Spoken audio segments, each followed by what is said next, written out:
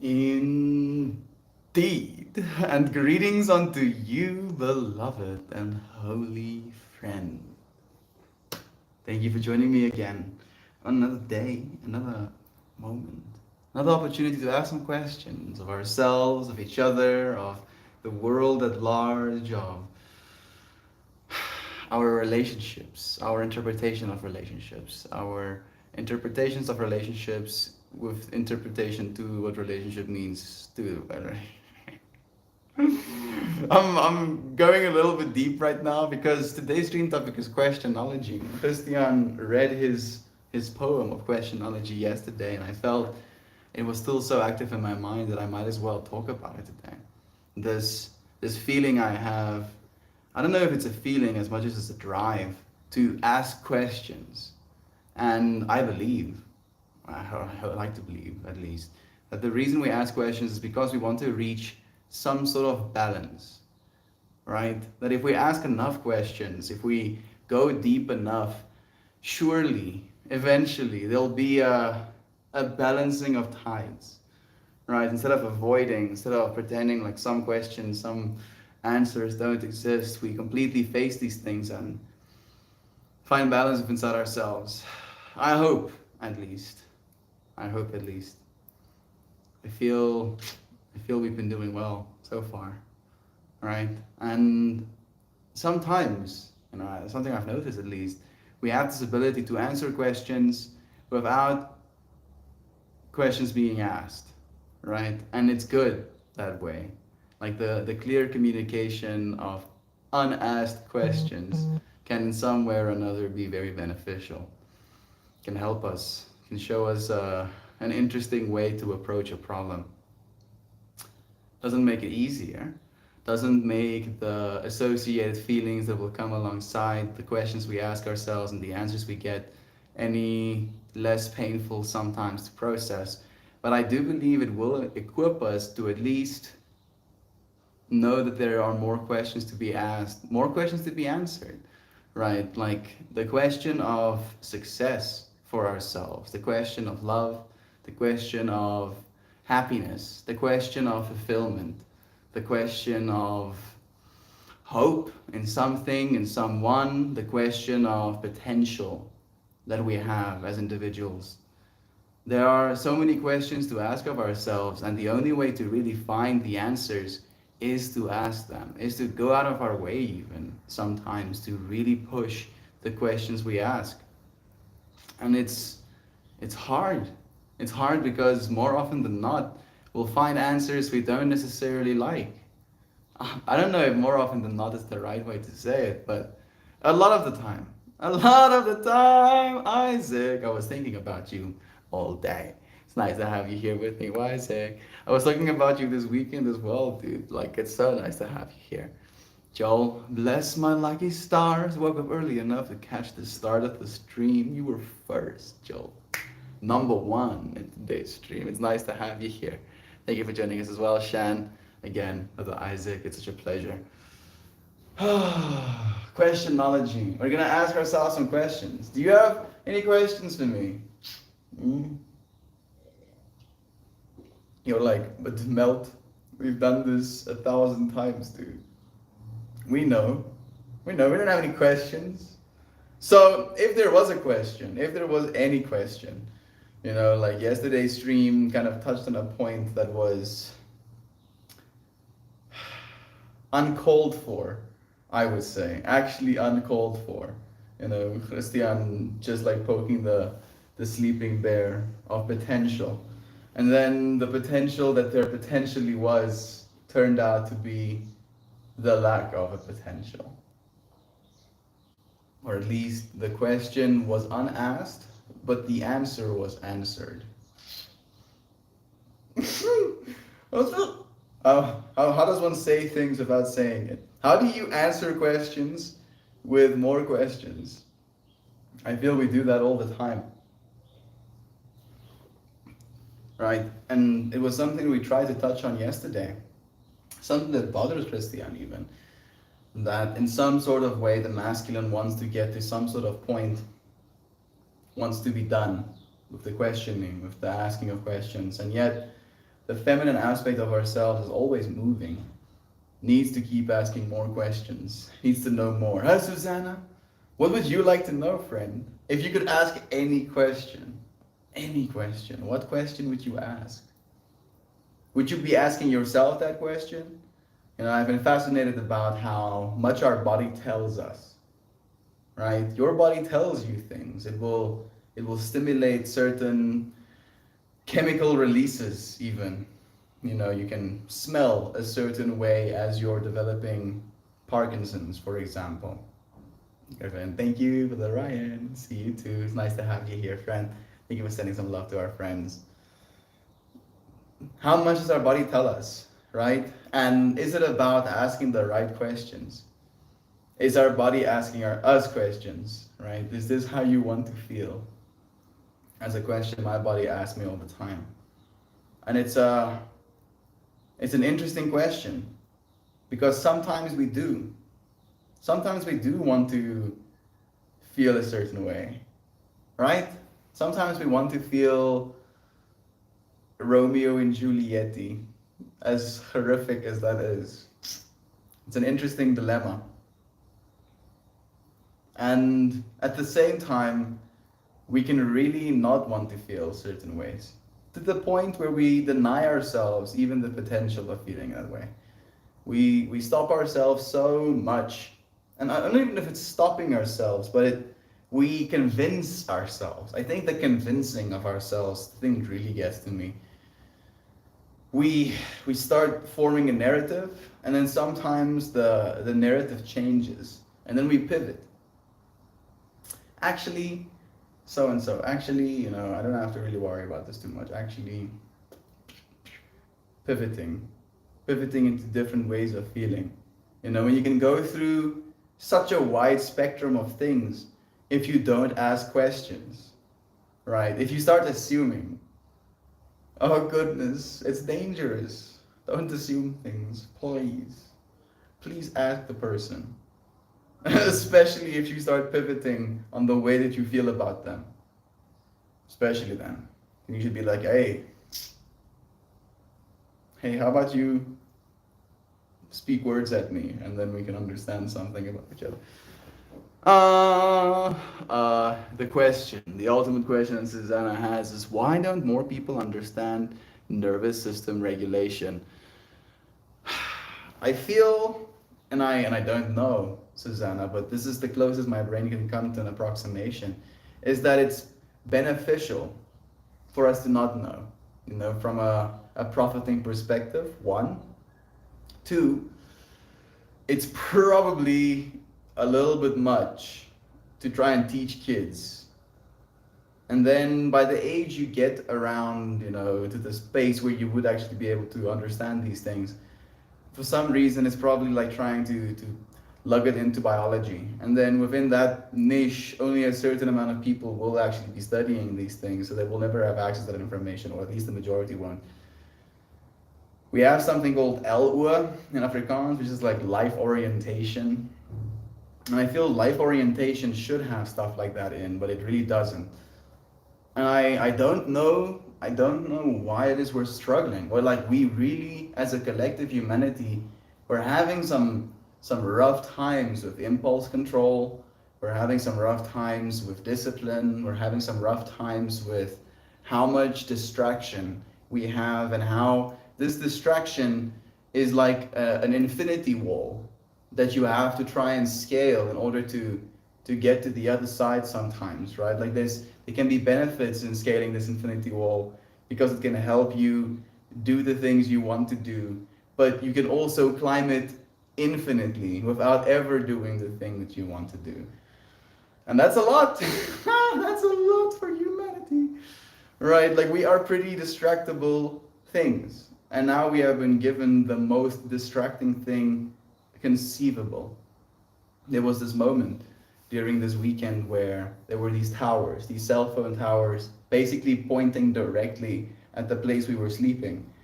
And we were talking about the beauty of the nature and this understanding that nature is beautiful, unsullied by human touch, right? And at the same time, I could see an immense beauty, a love even for these cell phone towers, right? Beautiful clear mountain range, and then right, little spikies on the mountain. And instead of seeing it as something to be scorned at, something ugly that humanity put there and shouldn't be there, I could see it as a direct gateway into infinity, or at least the closest thing to infinity we could conceivably have as human beings. Having access to you, friends, right? And it really was this question inside of myself of, is human impact supposed to be seen as something negative, right? And I feel we're doing that right now. Hello, Anna Mortana, it's nice to have you here, friend. Like we're definitely in a part of our humanity where there's a lot of shame, a lot of guilt going around with just existing, that we shouldn't be existing, that there is this almost like nihilism going around about, the end times coming. But the end times have been coming for as long as we have been civilization, right? There's always people being like, yeah, in the streets, the end is near. The end is near. And for some people it is, right? For some organisms it is, for some species on this planet it actually is. Like we're going through a massive, major extinction event where, because of the amount of climate change that we're seeing, the environments that used to facilitate the existence of certain beings no longer do. They no longer do. Does that mean we're fated to the same doom? I don't believe so. I don't believe so. And I honestly believe that with what I've been seeing in humanity, what I've been seeing in you friends, is this genuine willingness to make the right decision. Like there's this big narrative that it's too late. I can't believe I hear people say that it's too late. There were conversations I had this weekend with people being like, oh yeah, 2 years max, then the world is over. I'm like, no, definitely not.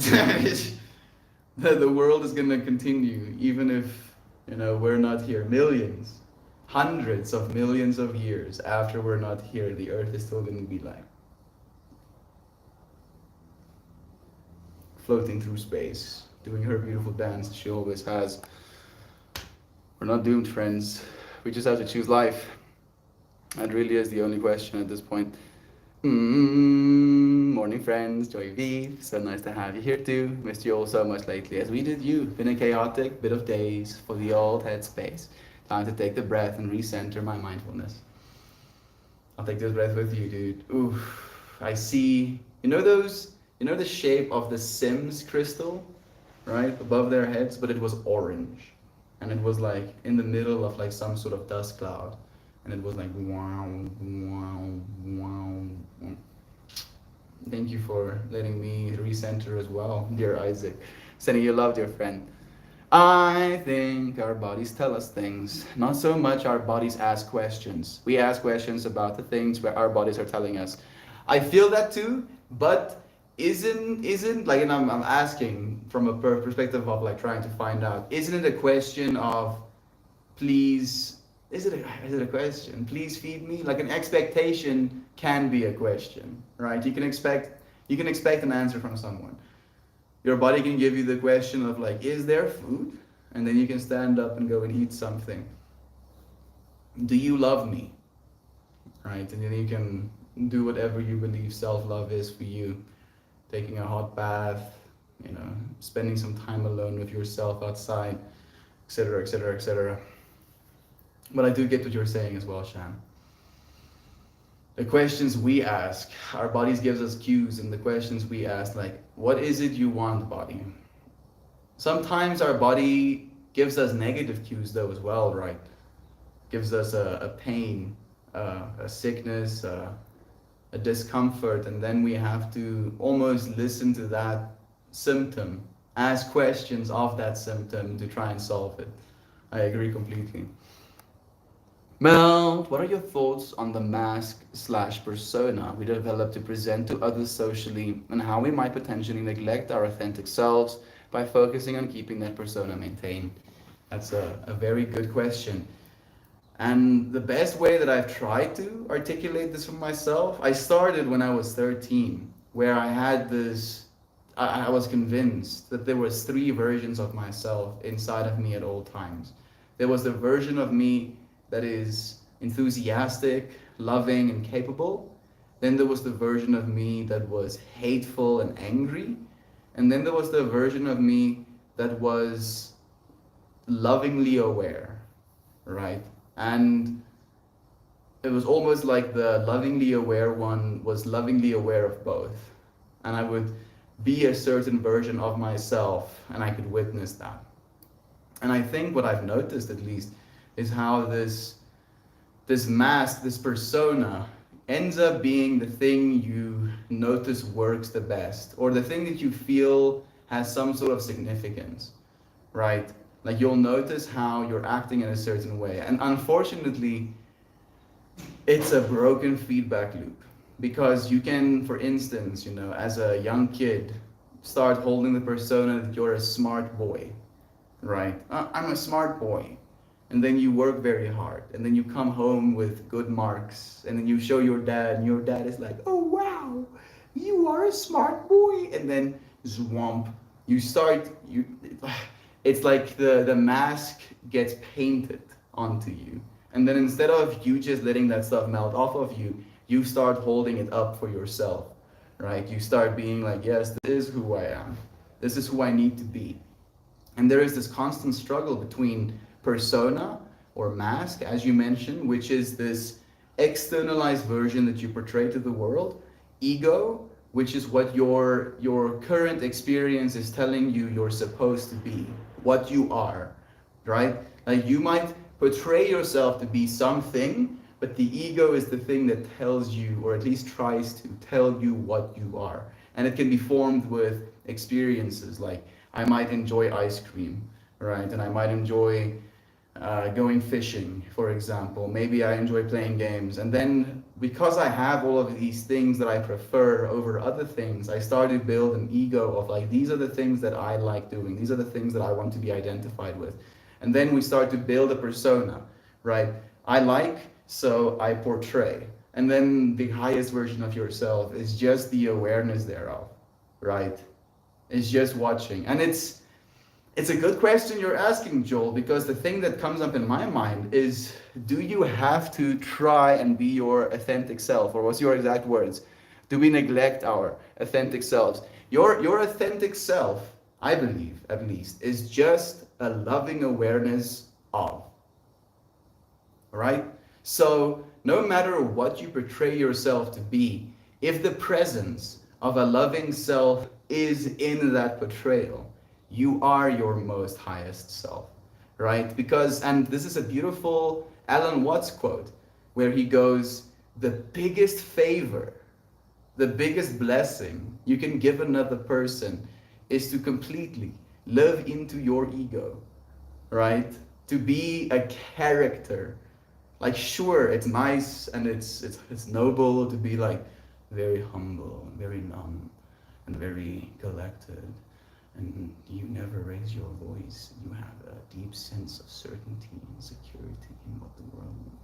Sure, great and all, but being a little bit ridiculous, laughing at yourself, making a little bit of a fool out of yourself even, can be so entertaining to other people. And in a way, you could be serving that loving awareness in them, right? Instead of having this ego battle, this persona battle of how we're supposed to be perceived, live into the ridiculousness of being perceived by the outside world so that you can almost communicate to that highest version, that loving observer in another person. Instead of being concerned with what their ego is going to think about you, you realize that the only thing that matters is that they have a good time looking at you. And it's a trip. It really is a trip, because we want to be taken seriously, right?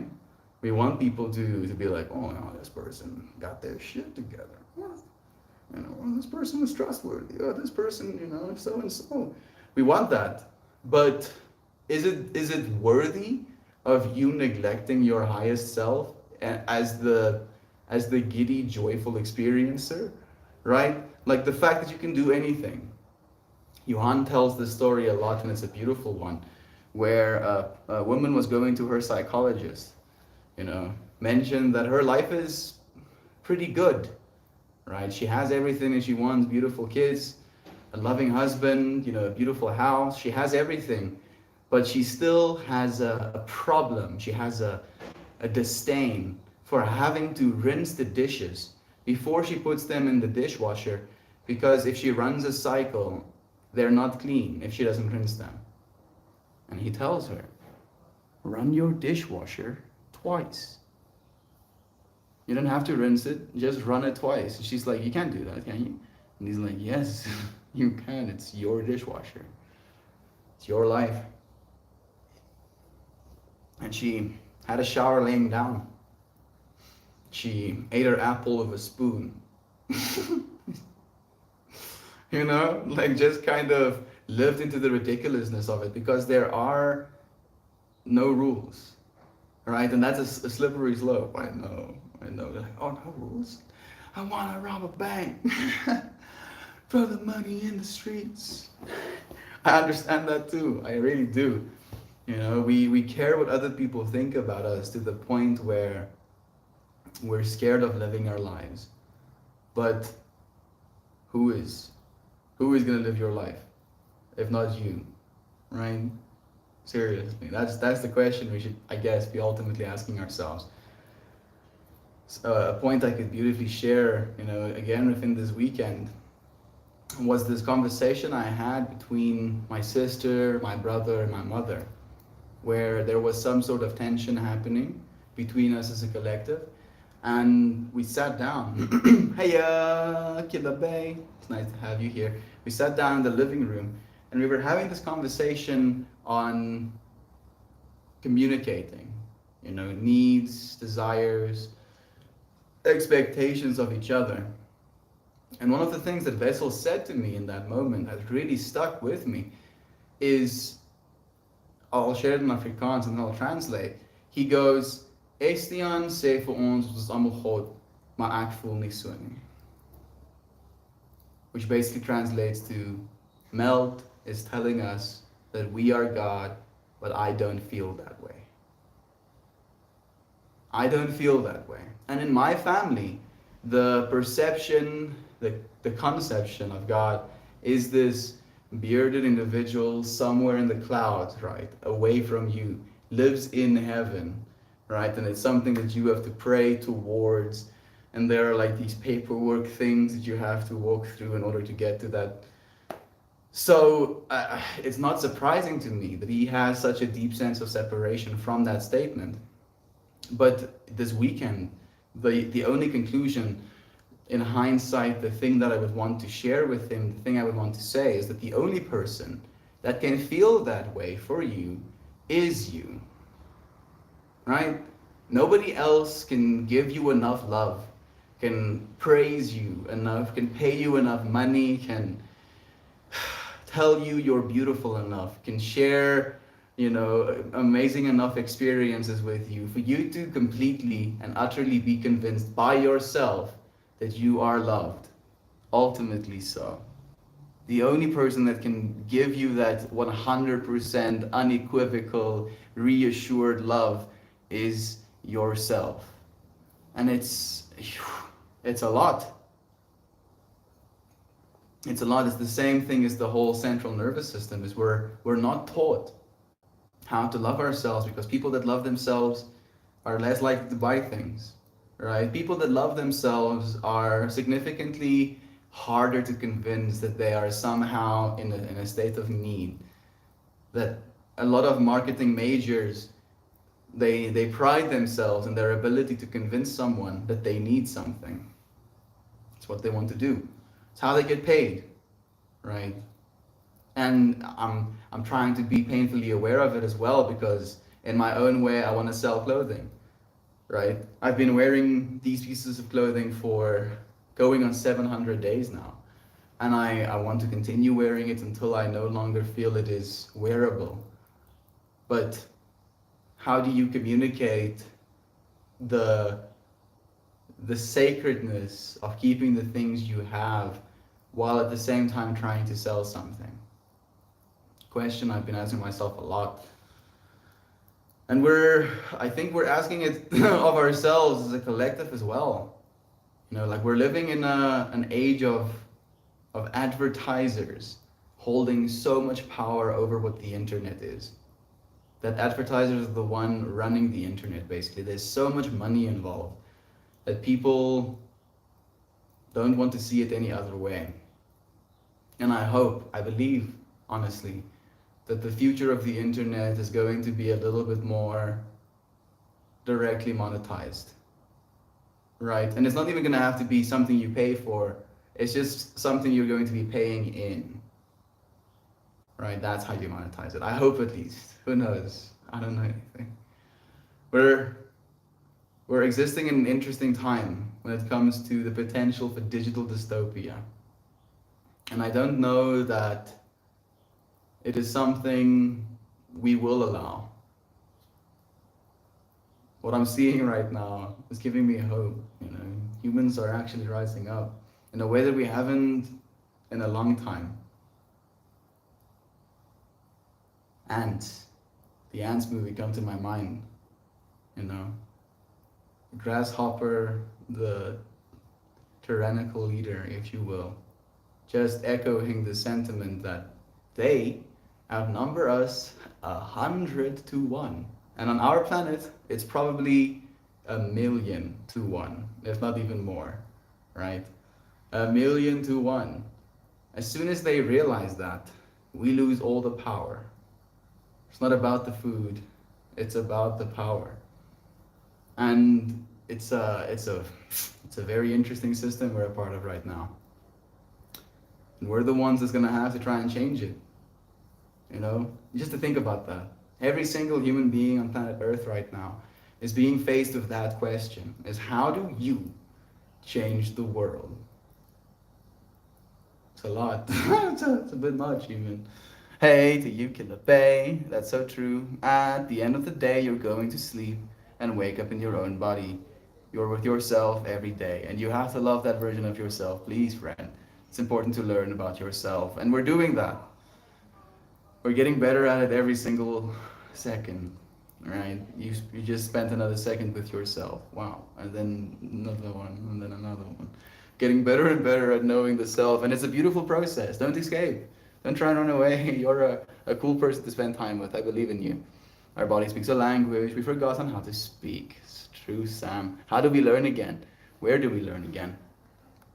Still working for you. Well, actually. Well, what are your thoughts about focusing one's life, always seeking answers to questions about life and the existence versus simply accepting that we're here, embracing it, and living simply? So, I feel I'm outsourcing my thinking to the Stoics, but he basically, I think Seneca, maybe Aristotle, he basically just goes, stop arguing about what it means to be a good man, a good woman, and be one. So, yeah, right. And it's hard for me to say that from a perspective of I really like asking questions. I, especially in a psychedelic state of mind, ask way too many questions. I don't stop. It's almost painful to be around, right? And I feel that the sober experience can be a little bit more direction. We can ask ourselves questions with less outcomes, where in the psychedelic state of mind, there's so many potentials that it's very difficult to narrow down on one thing. And it's a process of learning how to. At least that's what I think. How about you, Brother Joel? That's a good question. Those are two different roads. Some people concern themselves with the whys and the hows. Because if someone else is responsible for who they are, then they aren't. Those who don't simply accept who they are and take responsibility because there's no one else to do it for them. Responsibility. It's a word I've been trying to teach myself how to appreciate instead of to fear. Responsibility. I almost said out loud, I want more responsibility, and then I stopped myself for a second. That's how I'm still trying to learn how to like that word. I want more responsibility. If I ask myself, do I want more responsibility as a question I can ask myself? Yes, from the perspective that I believe I can do good if I have more responsibility. No, from the perspective of I don't know if I'm mature enough to handle extra responsibility. Thank you, Katie. It's nice of you, friend. Love to you. It's nice to have you here. Hope to see you again. The roller is working amazing, Shanna. I've been loving both of them a lot. Fantastic. Whoa, I've always been told my aura is very orange. I'll accept the orange crystal. Womp, womp, womp. Get that, dude. Okay, question, Mel. Is meaning a question or a desire? Meaning a question or a desire? Is meaning a question or a desire?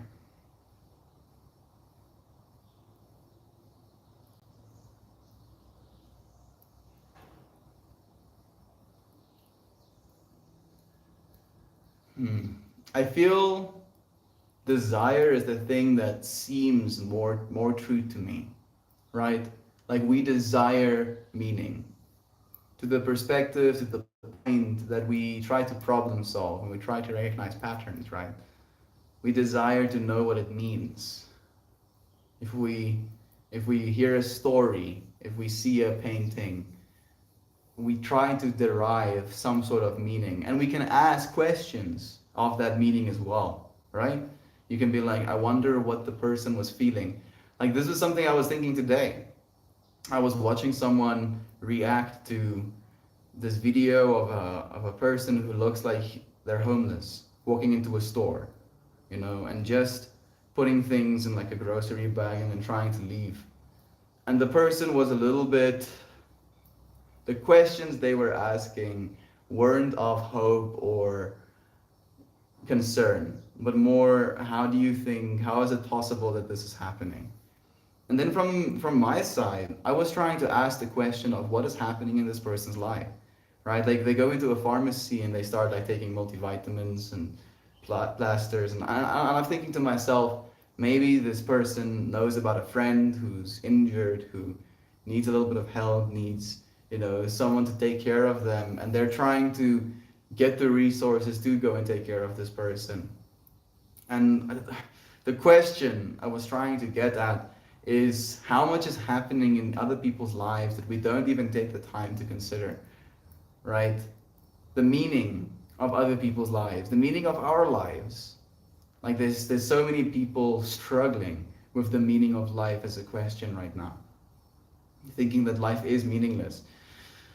And it's this weird paradox of believing that life is meaningless, or maybe not even life is meaningless, that you are small in the grand scheme of things, can be very liberating. So liberating, because it kind of gives you the freedom to live your life without this concern about what the world is going to think. That you can go and live in an aesthetic lifestyle somewhere in the woods, eating gourd or root systems from the floor, eating mushrooms, shooting the occasional deer, and you can exist your whole life like that. And you wouldn't have lived a better life or a worse life than someone in the middle of the city only interfacing with technology, right? It's still going to be a life, an experience lived, a question that you asked of yourself and of the universe as a whole, of what is life going to be like if I live this way? That's the question you're asking right now, ultimately, right? What is life going to be like if I live my life this way? If I live my life in a way where I take care of me, where I love me, what is my life going to be like? If I live my life in a way where I self-neglect, where I hurt myself constantly, what is my life going to be like? And thinking whether or not you're going to like the answer, right? Because we all will die. That is unfortunately sure. But the question is, how will we die? Will it be a good death? Is there such a thing as a good death? Will we die happily, knowing that we've lived fully? That we have asked the right questions of ourselves and we have found the answers? Hopefully, the ultimate answer is love true. That we find yes. I hope for all of us. Does the lack of meaning give birth to questions, or do the desire for questions give birth to meaning? I feel I've explored as much into that, and I appreciate you asking. Thank you, Isaac. What do you feel? Do you feel I resonated? I hit on any points that you were feeling as well? Thoughts me. Orange or Isaac. I would have thought maybe blue. With his ability to communicate, I kind of feel like I agree with you. I know it's always surprising me, but it's a person or two who get to see auras well. I've said they get a very warm orange. I can see the emotionality, definitely, actually. Hey, Kayla, it's nice to have you. Sending you love. Thank you for the updates. Whether it means to be able to see auras, of course, Isaac. Heather's here too. It's nice to have you here, friend. Orange sounds right. I've got it of you, Isaac. Thank you for that. Kit Kat, Katie is here as well. Love to you, friend. I absolutely love the warmth. Like a, I do absolutely love warmth, like a damn lizard. Getting that orange sun right. Crazy now. Lyle the gecko is blowing up on here. I just saw a video of him and Bobby Lee sending love. He is. He's doing so well. I'm happy for him. Like he's in his niche. He's asking people questions and they're answering. It's so beautiful to see, right? Lives a performance. Play the character you want to play. Currently dealing with trying to not kick and scream my way through experience, but very resistant to things. Not sure if change or just avoiding effort. So, Isaac, this weekend kind of had this big theme of the closing and the opening of a chapter in my life. So maybe that's what you're feeling as well. Do you feel like you need to close a certain chapter and open a new chapter in your life right now? The question I'm asking you, typical textbook Christianity, is it God is up in the sky, pray to him, follow the rules, make it to heaven, don't rock the boat type of thing? I could be wrong. Yeah, you're right, Heather. That is the belief system, unfortunately. Joel, thank you for sharing yours. Thank you for asking me, friend. This is exactly what we're here to do, right? Ask questions. And it's so crazy how you friends are asking these deep, really nuanced questions of me today. And it makes me so happy. Thank you, Joel. Thank you so much for the love you share as well. Literally manifesting physical abundance into my life. I haven't been able to extract any of it yet, but YouTube is getting there, slowly but surely. I do think psychedelics have been invading my thoughts lately, like my hormone monster in a big mouth, just slowly waving towards the wormhole. You want to take psychedelics? Is that what I'm getting? Maybe Isaac, if it's calling to you, and you're not scared of it right now, maybe there is something waiting for you on the other side. Griffin, thank you for contributing. Thank you. Yes, Isaac. Oh, the fact that you are saying thank you for me too, friend. I can't tell you how much that means. Imagine being in a three-legged race with your worst enemy. That is a lot harder than your best friend. Work on the relationship with yourself as you would a lover. I need to know this more. I think all of us can. You're not alone in that, Brother Isaac. Bethany, such a pleasure having you here with me. Thank you for joining us too. Merch, it's nice to have you, friend. Do they only release your YouTube revenue at a certain amount or at certain intervals? At $100 amount, I believe, is the limit we have to reach. But I have to get tax forms apparently if I want to have any of it. Yeah, YouTube is like, uh, uh, we're gonna wreck you. It's kind of interesting to me. The way I've been seeing taxes is that it's this genuine willingness to give back to the country that gave you the opportunities that you have in order to make the money that you're making, right? But you friends have been all the way from America helping manifest abundance into my life. South Africa has only expected me to pay in order to stay online, right? Like it's been a process, and not just that, but the amount of taxes that we pay just for goods, and we pay 14% of our income on everything, on food, on clothing, on technology. It's interesting, this world we're living in. Taxation is theft, and in our country,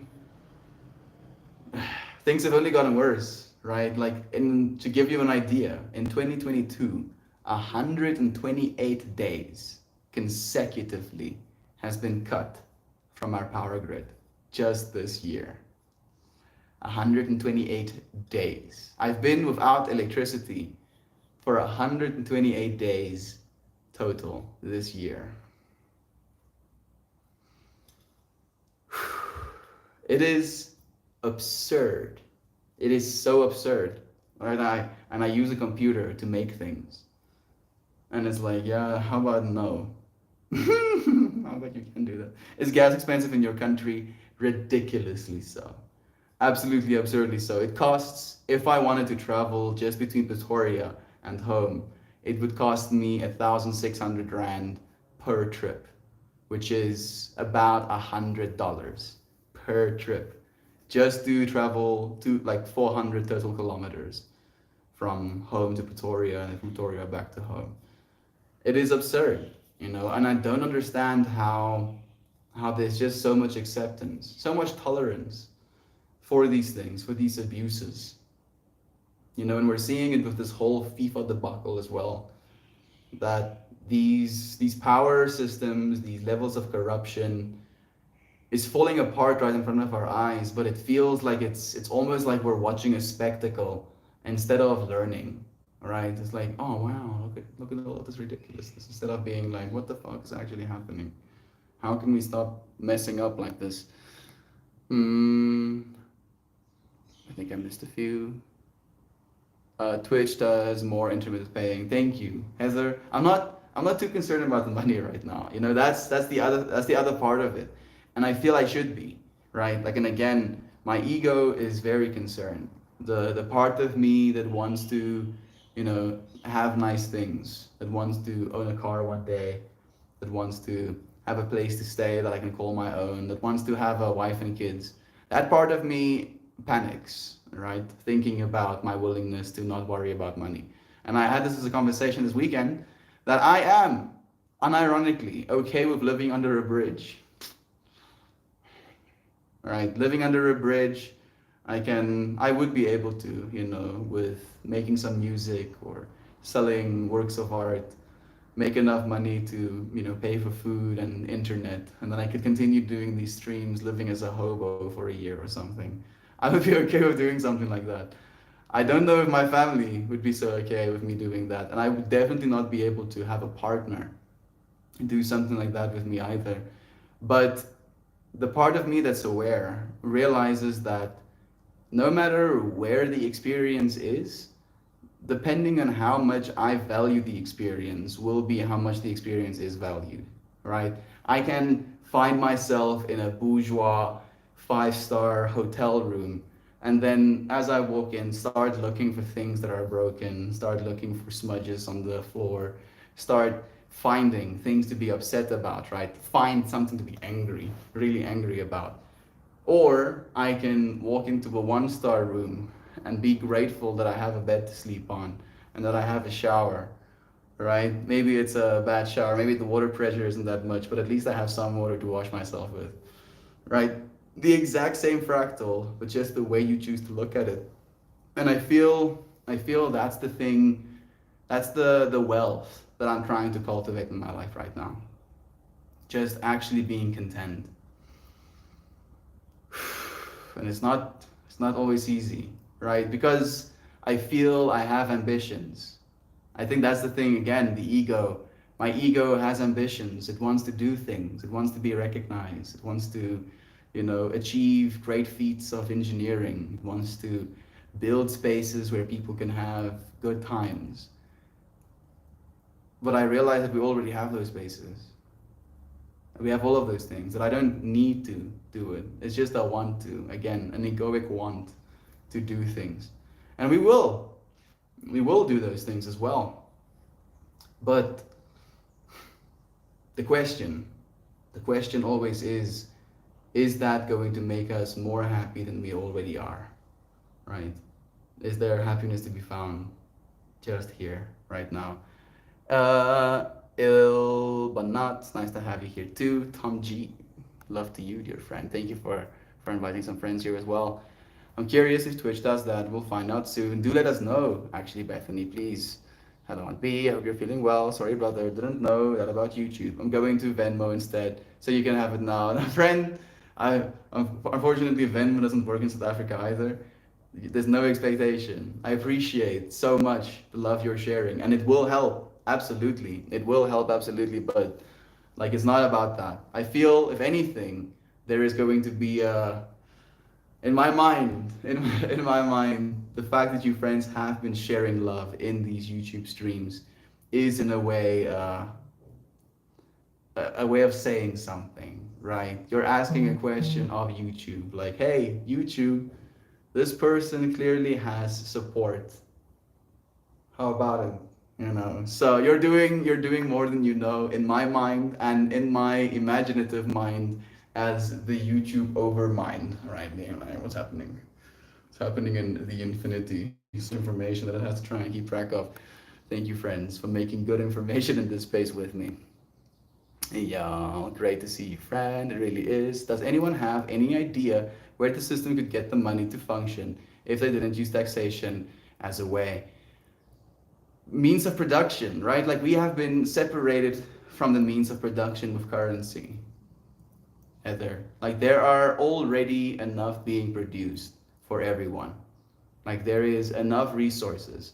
And right now, with the banks at large and with these governments printing money, most of the money that they're so just to give us an idea, half of the entire currency pool that America has wasn't gotten by tax. It was printed in the last 2 to 3 years, right? So the government doesn't have the money to do things that they've been doing using tax. They do it through this, means of contracting, basically creating these narratives that things need to happen and then people get paid for it. But then as soon as that happens, then there, is this option for corruption, this willingness to take advantage of each other. I believe the way we can do it is through the service industry, right? That people as a collective having these cell phones get to make decisions about who takes care of things. And if things are not taken care of, then a collective grievance can be lifted by downvotes or basically being like, what is so? These people are not taking care of this service that they're being compensated for. Like they can have the lifestyles that they want. They can take care of the people who have to do these things. The technology can be developed. They're not doing what they're supposed to be doing. Let's give the contract to someone else, and it will create competition of lowering the cost of operation of these things that we all need as a collective society, while at the same time increasing the quality of work. Because instead of it being you get a contract to do something and you basically get paid like half the cash right up front, which you can do whatever you want with, buy equipment with or whatever. We have this system that is actually accountable, where all of the money that is going to these, companies, we can actually see. We can see how they choose to spend it as well. And it's going to bring in an accountability that is going to reduce the need for taxation in the way that it is right now. Because right now, it's just disappearing. Being spent on military budgets, being spent on, actual destruction, the worsening of quality of life instead of the bettering of it. Melty and friends, who needs tears? It's nice to have you too. Jovan, it's nice to have you here on both. Love to use Tears, Boop, Joel, Heather and Isaac, Shan, Joy, Katie, Buck, Simon, Susanna, Ryan and Mel, and Christian. He's lurking too. He's not here right now. He is actually at an interview. He's trying to get himself a higher paying job. I feel that, Mel. I try so hard not to worry about money. Me too. Me too, Susanna. Me too. And I understand where you're coming from. And I feel there is even more reason to worry about money now than there's ever been, at least in our recent life cycles. And we've been through a lot. We're going through our second economic crisis as 20-year-olds, 20, 30-year-olds. Like still, usually people could go at least a few 80, maybe 100 years without having one of these, traumatic events, but nah, we've just been getting slapped around a little bit. Estian, my premonition is that you will stumble upon a partner who shares your appreciation, desires, and overflowing of love and good vibes. I believe this too. And that's the question that I had answered, Heather, that even though this, this person that I was talking to isn't going to be a partner, she's still showing me that, and you friends have done, and that's why I mentioned, you friends have done the exact same thing for me. She's showing me that there is a potential. There is this loving enthusiasm for the world. There is this willingness to participate. These things exist, right? The question of, is it possible for me to find a partner that will completely understand me and be able to uplift me in a way that I will feel complete? The answer is yes. And I feel that answer is yes for every single one of us. Like, it's not mutually exclusive. Thank you, Heather, for sharing that love as well. I feel like maybe the book is just trying to get me to turn the page, and my ego is like, we're done reading. I like this page. And my mind is like, yeah, but we'll get bored reading this page. And I'll keep on reading, I guess. Taxes have such a capacity to feel like a positive thing. It does. And in certain countries, they do. They do things with the taxes, right? In like Norway, for example, they tax people up to like 47%, right? Like almost completely half your salary. But then your schooling is taken care of. Your medical is taken care of. Your roads and your public services, your parks, your hospitals, these things are taken care of. You are taken care of in the society. We have none of that in South Africa. None. You know, we had to pay for school the whole time. Every single medical, intervention has been paid for by the household. So I honestly believe in taxes as well, right? Like using the collective, majority's resources to make things better. But in countries where that's not happening, something needs to change, right? And being taxed more isn't going to fix things. Using the money more efficiently is.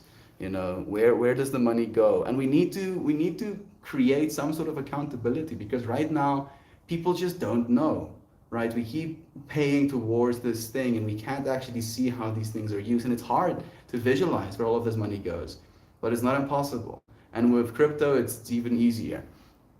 The more you read, the more growth you'll experience, Isaac. Absolutely. I should have said PayPal instead of Venmo. My bad. Thank you. No, thank you, Griffin. PayPal is, I think, the only one that really works. That's the only way I've been able to get things to work. Is a man not entitled to the sweat of his own brow? I would like to believe so. I would like to believe so. And I would like to believe that by that person working, that person, you know, sweating on his brow, is contributing more value into the world, right? That if people are like literally ransacking the world's resources, the collective's resources, and profiting billions off of that, then those people should surely be taxed, because they're taxing the world that they're a part of. But if you are not taxing the world actively, it makes a lot less sense to be, to get so taxed on the back end of it. Like it is a crazy question. It's a crazy question that's being asked of humanity, and so many people are losing their minds right now. We don't have enough to take care of ourselves. We don't have enough to even consider having kids, right? And then there is this actual infantile, government ceaselessly eating, literally building new toys to blow the other kids up. It's a bit absurd. It's a bit absurd. We need to grow up. Also, yes, Mel, that meant that Sykes are calling a bit. I've got some mushies I've been holding on, but like three times I think I self-sabotage to not take them. But when the mushies want to show you what want to whoa, want to show you they want to, so I'll buck up and do the thing soon. If it's calling to you, listen to yourself, not to the actual mushrooms. If you and you went through that, right? Three times? Was it three times? Yeah, three times you backed out because you felt it wasn't right. Like something to consider, right? Three, like that you've heard about the set and setting as like principles, but one that is very rarely discussed is stability, right? Sure, set and setting is great, but how stable do you feel right now?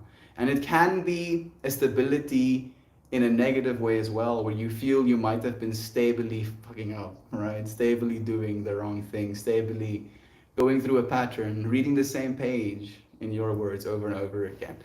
So whatever it does, make sure it's love. Make sure it's love. Love yourself. God blessings. Y'all behave yourselves. Thank you, God, for joining us. It's nice to have you here too. It's a topic I really feel in my life. Ambition, ambition versus being content. It's a bit much. It is a bit much sometimes. How can you be contented and ambitious at the same time?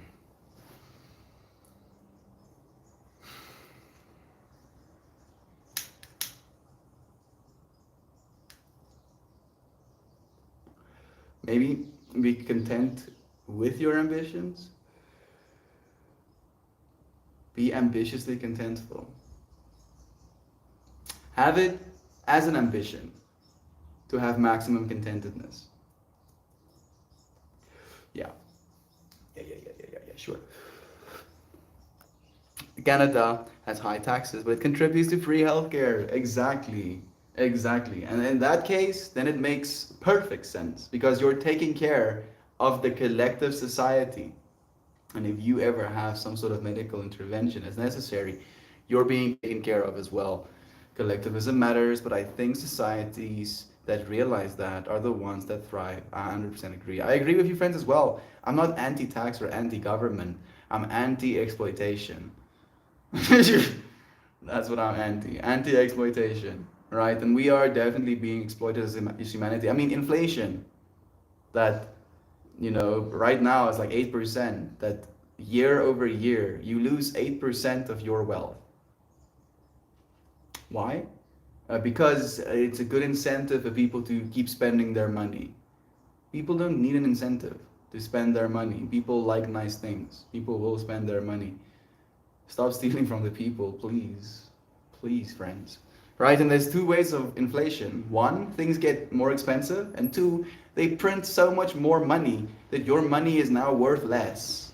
Not worthless, but worth less than it was because there's double the amount of it in circulation.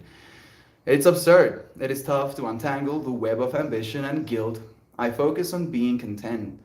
Then my ambition brings in the guilt. And then what could I be doing or what I could be doing instead?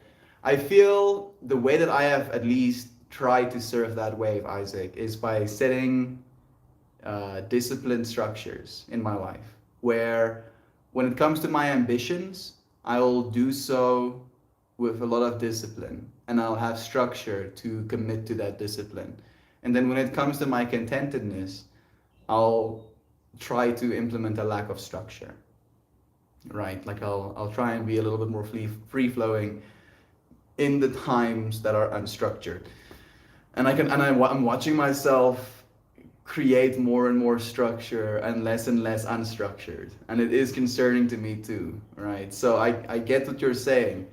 I feel if anything, have an ability to prove to yourself, right? You can point to something and be like, you see this is where I am being ambitious. I am pushing myself, I am getting better, I am challenging myself with new and more interesting skill sets. I am doing this. And then when you are in a state of contentedness, a state of softness, a state of relaxation, you don't have to be messing with yourself because you know you are putting in the work. And it helped me a lot, at least. Right? The whole showing up, it does a lot. Driest story, yeah, it's cool to see you here too. That's a hard one for me too, Isaac. I struggle to remind myself that where I am is just as significant as where I want to be. Beautifully said. Thank you, Sam, for saying that too. My tablet battery is at 34%, Joe. Synchronicities. I've been seeing 34 a lot again. I mean, like 72 on this stream. Battery 166 on the up, dudes. If there was one extra friend joining, it would have been 166 on the top as well. 6 up, dudes, and 14 friends watching right now. Right, Sam? It's intriguing for me lately. Like I feel like I do disrespect to my journey and my life by convincing myself that I'm falling behind when in reality I just haven't picked a direction. And there are more directions than ever, Isaac. So many directions. Right? Like you look at your computer, just your computer, and there is you're right actually, Shad, 77th just chatting. There is an infinite amount of directions you can go, right? Just with the internet. Just with the softwares you can use to create things, just in the capabilities that you have been equipped with. It is a lot.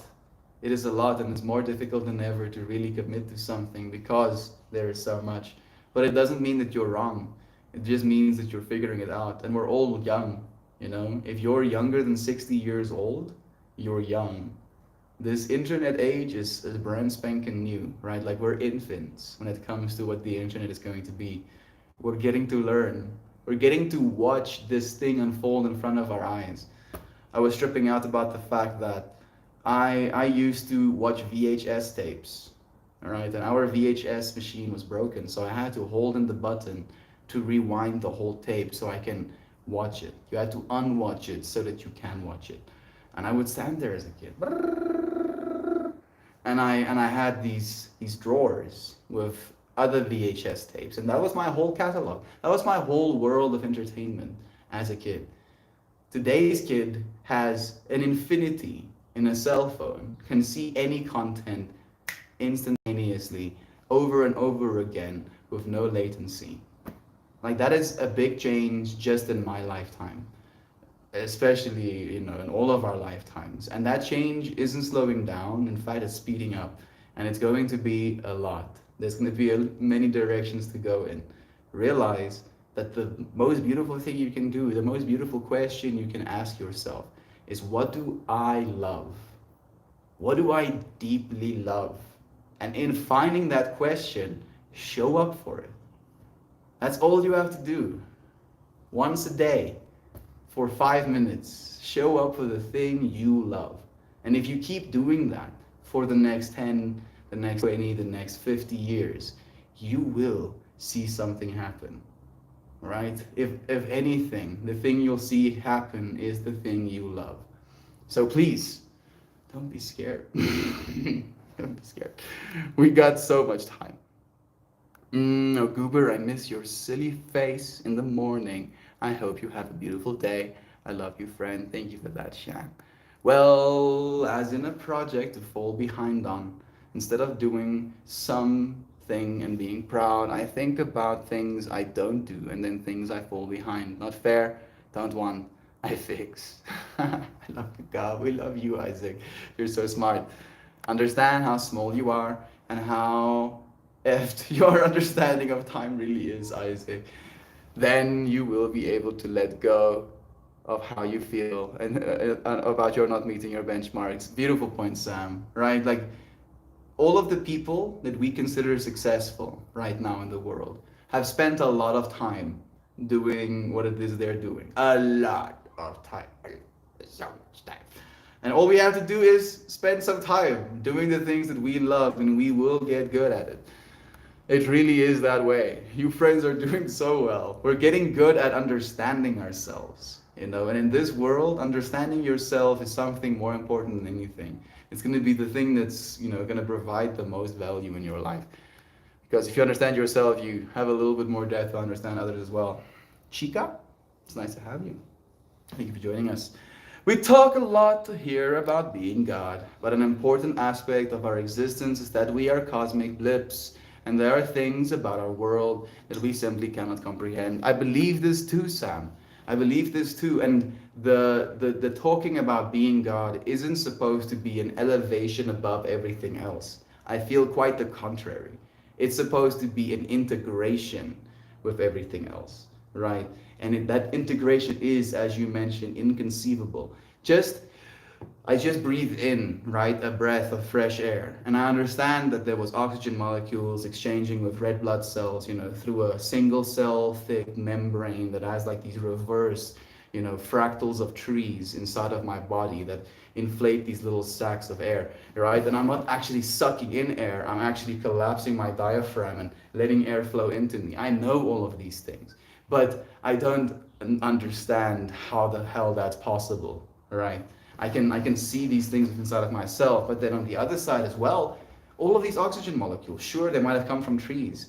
They might have come from moss growing on the ground. They might have come from prehistoric entities, you know, producing so much oxygen in the world, they actually killed themselves by making the atmosphere, the environment they're in too oxygen rich. I might still be breathing right now in this moment, oxygen coming from that moment. So these things are, as you mentioned, incomprehensible. But realizing just how interconnected you are with that whole is the point we're trying to get at when we're saying something like you are God, right? It is not a you're supposed to be elevated above everything else and everybody should fall down at your feet. It should be a recognition of yourself, and then from that place of self, this understanding that the way you see yourself is how you see the world. You can see the world as God as well, as the expression, as this allowing of God. Yes, and this world is massive. And this world is massive in comparison to our physical bodies. And then on top of that, it is infinitesimally small, a blip, as you said, just in our, our solar system. It is infinitesimally small, and in the galaxy and in the universe at large. It is absurd. It is absurd that we can have such vast experiences, and it's an embracing of the vastness that I feel like I'm trying to do by saying any of these things, Sam. You do that for me too. I feel a vastness just speaking to you. For sure, Sam. Sometimes thinking about the stuff messes my mind up, and I get so confused. But lately, I've been showing up to the warm love that arises in my life. Yes, experience will happen on its own, absolutely. Show up for love, right? With friends, with loved ones, with you cooking your own meals, with you making yourself a coffee. Show up with love. Oh, I love doing this thing. I'm not doing it because I need to. I'm not doing this because I'm required to. Sure, you can think of it that way, but I'm doing it because I love myself, my activities, my life as a whole. I prefer my oats domesticated. I pick a direction that sounds like wild oat me. Wild oat me. I don't understand what wild oat me sounds like or means, but it sounds hilarious. And that is totally a natural cycle. Do the work, then sit back and enjoy it. Don't look at this time as a screw of time. Look at it as time you're spending in gratitude and deep reflection of what it is you feel you need to do, right? Ask yourself these questions. And listen, write them down. Write them down even. Maybe, Isaac, maybe that's a great way to really start. If you feel like there is a sense of, I'm trying to turn a page, but I'm not sure where the page is turning to. Write a page. Actually, write a page of things that you feel you want to turn a page on. And then as you turn that page, write things that you want to be doing right now, the things you want to be associated with, the level of individuality you would like to attach to what you do, your activities, the things you think and the things you say. Because it goes, you think something, you say something, you do something, right? And sometimes you can think something and do something directly. But by saying something to yourself, writing it down, it can create a good feedback loop. Sam, that's beautifully put. It is. I love VHSs. Still have mine from when I was a kid. It's nice to go through the process sometimes. Rewind the nostalgia, just analog in general. It's true. I also have ours. Ours are still in those same drawers that they found themselves in when I was watching them, but I haven't, turned on the box TV or the VHS player since the advent of a laptop. I feel that I'm in a good way and it's perfect. I space for it. Now I feel a mess up the set and setting. So I'm like, oops, can't now, no pressure though. Exactly. I understand what you mean, friend. Heading out, y'all. Love you, Heather. Thank you for joining us. It's nice to see you. I'm laying on my back, blowing bubbles, giggling because my brain is fried. It's so hard to focus. Hope that the brain melting was at least, okay. You were worthy, and I appreciate you. Thank you, Heather, for sending the love. Maxine is here too. Love you, friend. It's nice to have you. You got this, Heather. Mm. I'm feeling it too. My email is so behind. Oh, good luck. I understand that pressure of like, I have this this thing I have to. We have a word in Afrikaans. I could unpack. I have to really get into it. I believe in you, Brother Bay. You got this. We'll see you on the other side as well. Oof, yeah, man. I had to do a 4-hour repair on Jasmine's old beat up car. It was 1,100 taras. And now Christmas is cancelled. Big oof. Dude. Mm. I was thinking about the microphones again today, Isaac, and I don't know why, but yesterday, even the shipping, USPS, like their shipping site was like also down. Like I couldn't even type in the shipping code. I was like, huh, that's concerning. And when I was trying to find out if I could like prompt them, ask them if they know where the package is, it just takes me straight to insurance. And I'm like, oh. And then I remind myself that yes, even though we might have, spent this money, you spend this money on Jasmine's car, you can't lose more, right? You did it. It's done. It is paid for, and you can only make something going forward now. We're not gonna lose more, at least. That's rough. I'm sorry to hear that, friend. At least you don't have kids to worry about just yet. Damn. I think the conundrum for me lately lies in searching for fulfillment and where I have to spend a lot of time trying to use the time I do have to my own free will to give to the things that deserve attention in my life. Yet right now, I'm tethered. Just gotta remind myself that's all right. You're right, Shannon. I'm proud of you for doing the thing with that thing, the thing with the little one. I love you all tremendously. Thank you for the kinship today. Thank you for yours, Isaac. I agree with everything you said, dear friend. Beautifully so, even. And especially when it comes to the free time. I've also been a little bit hard on myself with free time. I want to learn how to program, and I know I'm gonna have to spend thousands of hours, and I don't want to do that, but I know I'm supposed to. I know that's going to allow me to do the things I want to be doing even sooner. And then it comes into the whole ambition thing again, right? The ambitions I have expect me to do a lot. And I can either tell myself that I shouldn't be ambitious and I can take it easy, or I can embrace my ambitions and do the things that I feel I should be doing. Not from a perspective of dread or of responsibility necessarily, but again from a perspective of love. Asking the question of why it is you do it. Sure, responsibility can work.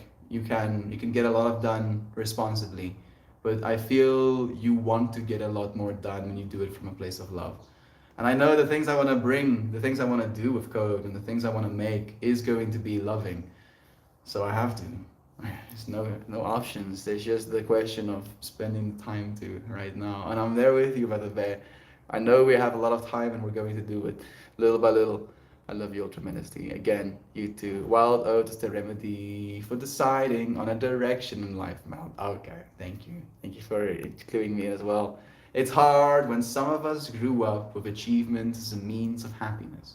Doing things that truly make you feel fulfilled should be more of an internal journey than a strive for positive attention. Just people will strive for attention, period. Even if it's negative attention right now, Susanna. I think that's the thing that I was really concerned by this weekend as well, is that people will do absurd things to get negative attention because at least it is some sort of attention.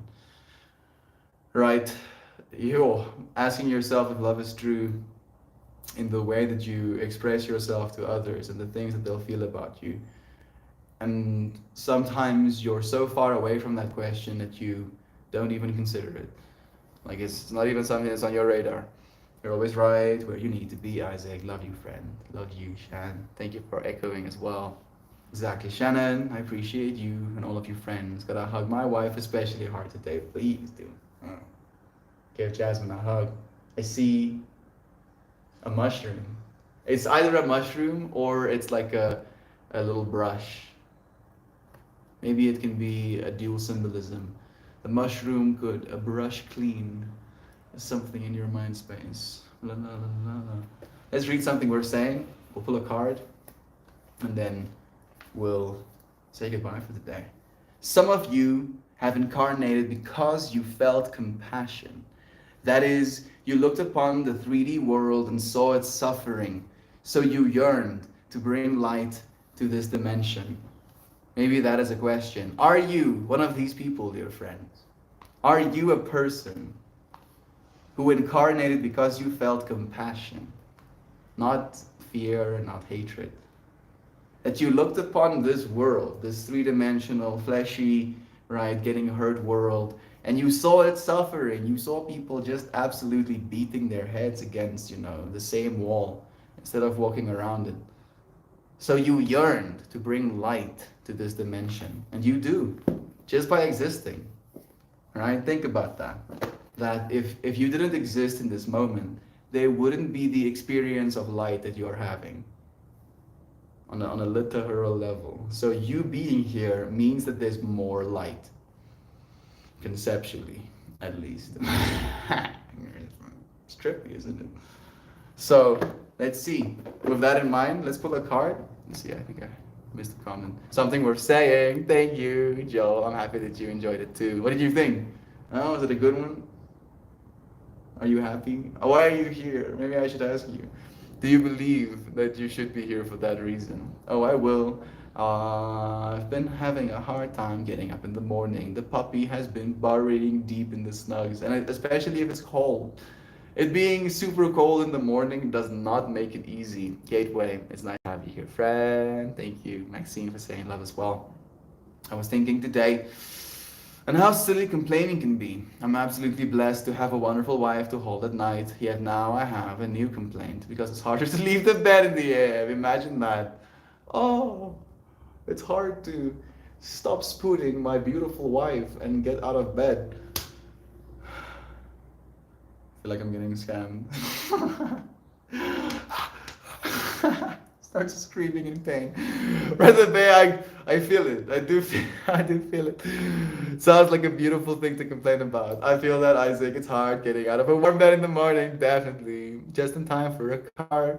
Just in time. You showed up when you were supposed to. Just because of our brain's evolutions, we have the most developed frontal lobes to experience empathy. The fact that we have like 1,000-year-old bones of people having their femurs snapped and still had that heel, and we're fed. We took care of people.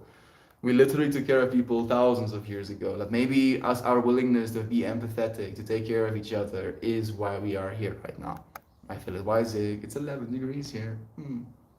I don't even know how cold that is. Maxine. Hey, OG Winter Champ. It's nice to see you too. The love you'll carry in your life is so freaking uplifting. I can't even. What about a reflection to you? I saw a symbol, but I don't know what it's called. Maybe we'll find it. Maybe we'll find that card. Let's see. Let's see if we can find it. Think hard. Which card do you want to have pulled? This one?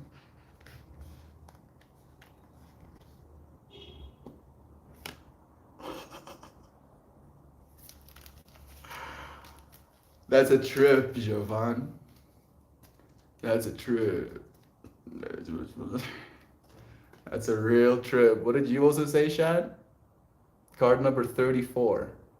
Gentle spirits. Yasi Bobasi.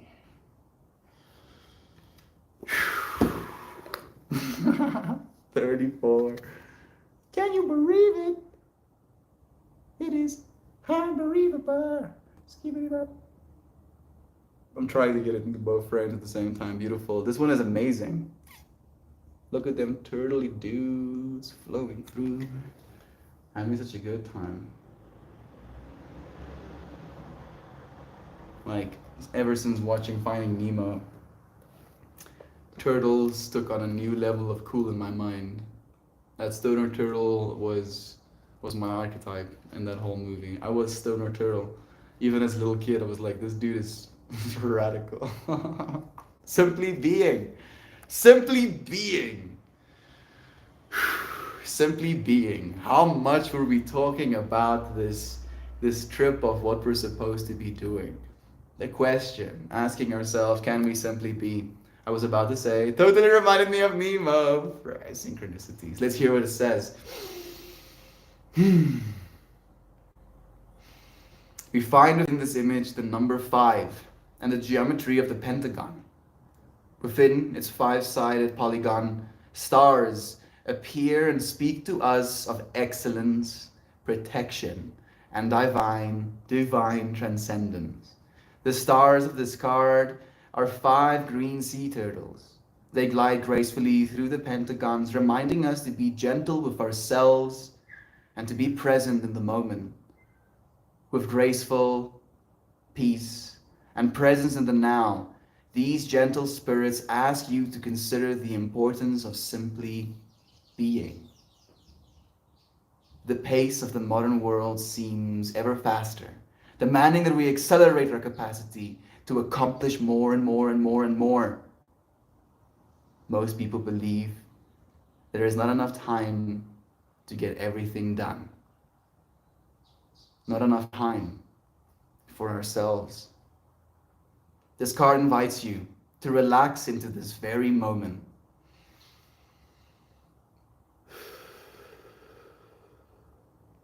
Meditate, doodle, daydream, and simply be. Resist the urge to get up and do something or feel guilty because you are not. Hello, Christian! Give yourself permission to let your cares and woes fade from consciousness long enough that you may see into the moment and feel peace. Pause, and in this pause, allow your body, mind, and spirit to deeply enjoy the excellence and of simply being. You may receive messages, and that is fine. Or with a bit of luck, you will genuinely be able to simply be. Yo! Yo! What's up, dude? How was 7-Eleven? What? Internet 7? 7 internets. 7-Eleven. 70. Level 7. Level 7. Internet. Thank you. They ain't worth us, bro. They ain't worth us? Nah. What did you feel there? Nah, dude, it was.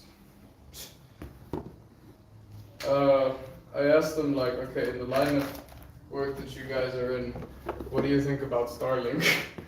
And they were like, oh, by the time, the government permits things happening here. And anyways, they cover so little bandwidth. Like, imagine like a skyscraper with like 30 people in it. I'm like, in South Africa. Yeah, you know where we live, Where it's flat everywhere. It's very spread right now. And it's gonna get more spread with the future we're heading into. They didn't want to innovate though.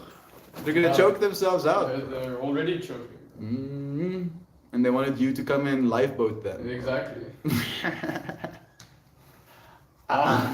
Amara, You guys are sweet talkers. you're so nice. It's not gonna happen. It is time for a giveaway. I hope someone gets something cool.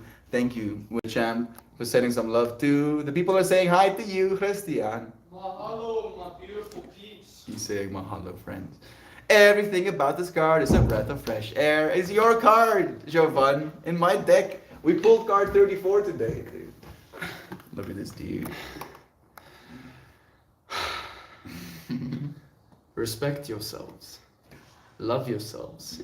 Know what you are worth to the world, and don't let anyone else tell you what you're worth. You know who inspired today's stream topic, Christian? Santa? You. Oh, thank you. Close enough. Questionology. That's today's stream topic. Questionology. I was still thinking about questionology. Bro, this whole weekend has been I'm on a questionology binge right now. So I felt we needed to talk about it today. And we asked some good questions, so thank you for sharing your love too, man. How about that, Isaac? How about that, dude? Allow yourself to simply be. You got this, man. Show up for the things that you genuinely love doing. Was just gonna say you enjoy the call out, buddy. You guys are freaking adorbs. Thank you. Thank you so much. I'm happy you believe that, Maxine. I'm sure someday someone will believe that about us too. You ready to lift off? Christian is gonna turn his computer on. I'm just imagining, electrons and heat molecules screaming, dude. I'm trying to get away. Hey, Dry Historian, it's nice to have you here. Thank you for saying hi to Christian as well. Thank you for the beautiful message, Christian. Thank you, friends, for being a beautiful message in this world. Thanks for listening. Yeah, just by providing your presence, allowing these words to permeate your being. I hope you have a good day. Go and do the same for someone else, hey? You definitely needed that, Christian. Thank you, Brother Bear. Thank all of you for joining us again. I'll see you again soon. Sooner than we know. Just a little bit of a whoop, and then we'll be right back here. Was an amazing night, Melody. Thank you. Thank you, Maxine. Thank you so much, friends. I love you, friends, dearly. You have your day ahead of you right now, right? My day is coming to an end. Your day is just starting. You can go and do good in the world for us all. Thank you for doing what you can. Have the most beautiful day, everyone. I love you all so super duper hugely. Melton, Christian, and all of you gorgeous friends. Thank you. Shannon. I'm thinking about Corey right now. The divinity in me recognizes, appreciates, and values the divinity in all of you. I paraphrased and butchered it a little bit. He'll have to get here and share it with us directly. Christian is being rude. Sharing love all of you. Thank you for joining me, friends. Goodbye. Cheers.